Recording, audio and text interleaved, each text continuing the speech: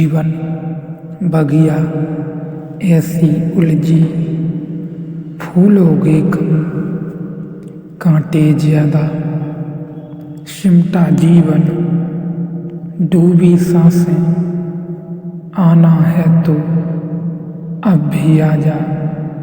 यदि आपने अभी तक अंतिम अध्याय नहीं देखा है तो कृपया करके अंतिम अध्याय देखें, उसके बाद ही इस अध्याय में प्रवेश करें।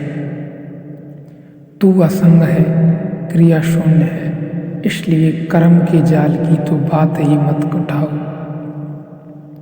अगर अष्टावक्र से तुम यह पूछोगे कि आप कहते हो अभी अभी हो सकती है मुक्ति, तो कर्मों का क्या होगा?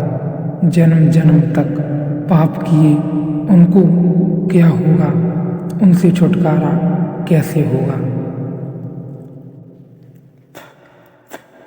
अष्टावक्र कहते हैं तुमने कभी कर्म किए ही नहीं, भूख के कारण शरीर ने किया होगा,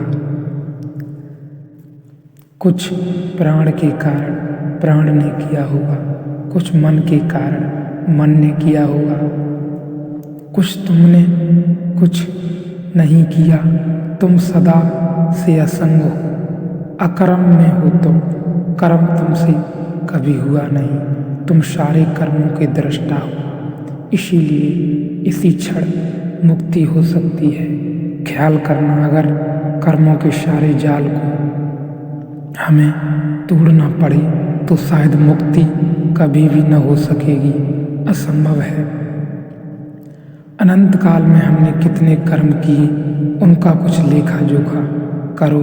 अगर उन सब कर्मों से छूटना पड़े तो उन कर्मों से छूटने में अनंत काल लगेगा, और यह जो अनंत काल छूटने में लगेगा, इसमें भी तुम बैठे थोड़े ही रहोगे, कुछ तो करोगे, तो कर्म तो फिर होते चले जाएगा।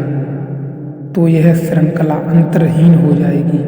इस श्रृंखला की तो कभी कोई समाप्ति आने वाली नहीं है, इसमें से कोई निष्कर्ष आने वाला नहीं है।